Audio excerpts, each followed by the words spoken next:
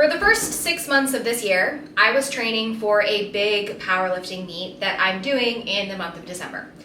And things were going well. I was really consistent with my workouts. I was getting to the gym. I was feeling good. And then in the month of July and August, something started to shift. I had more and more workout resistance. It felt like getting to the gym was something I had to drag myself through. And every single day, it really felt like I was using every single mental tool in my toolkit in order to get myself there. It got to the point where I wasn't being as consistent in the gym and I was starting to skip workouts. And that is exactly what today's video is all about, which is what to do if you're experiencing a ton of workout resistance. And if that's you, don't worry, because I have 3 tips. I'm also going to teach you the science behind each one of those tips. Now, the first tip I have for you is to give yourself a break, which is actually exactly what I did. In the month of August, I took about 3 weeks off working out. Now, here's why giving yourself a break is important. We as humans have 2 different types of motivation. We have intrinsic motivation, which is when we're motivated to do something because we like it and it feels good and we crave that thing.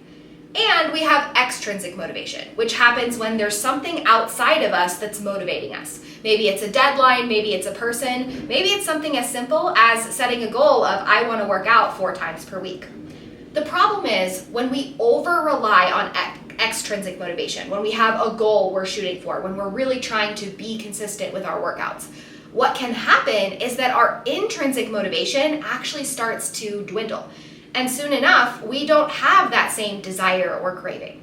Now, the way to get that thing back is to stop forcing yourself to work out, is to give yourself a break and just wait. Because eventually, after a week or 2 weeks or 3 in my case, you'll start to notice that, hey, maybe I do feel like going to the gym. Hey, maybe I am craving that walk or extra piece of movement. That desire, that intrinsic motivation will start to rebuild.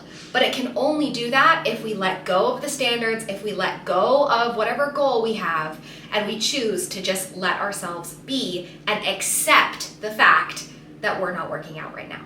So acceptance always precedes adjustment, and that is my tip number 1 for you. Tip number 2, if you're experiencing a lot of workout resistance, is to examine psychological resources. Now, as human beings, we have resources that we need: food, water, air, etc.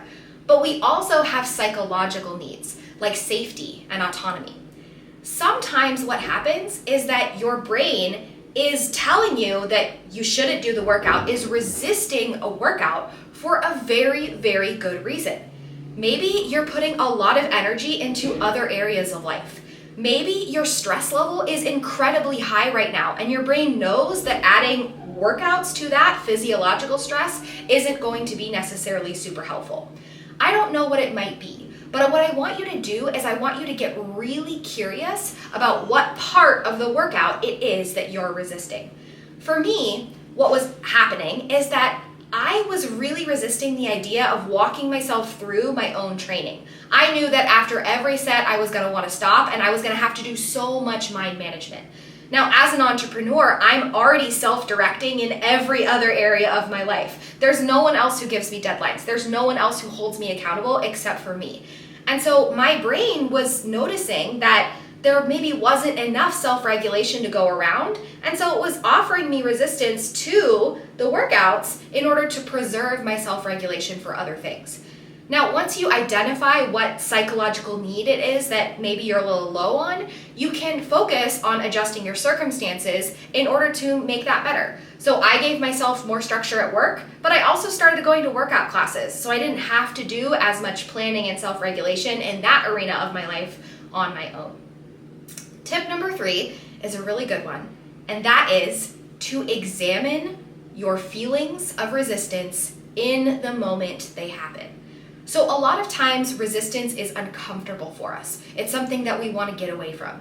And it's sort of like pressure, right? So when you tell yourself, I'm going to the gym today, and then your brain says, I don't want to go, all of a sudden you're uncomfortable. You're like, oh no, my brain is resisting the gym. And what happens is that pressure builds and builds and builds and builds.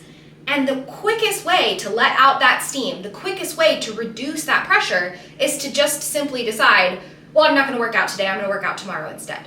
That is the easiest way. So it makes sense that your brain is driving you towards that option.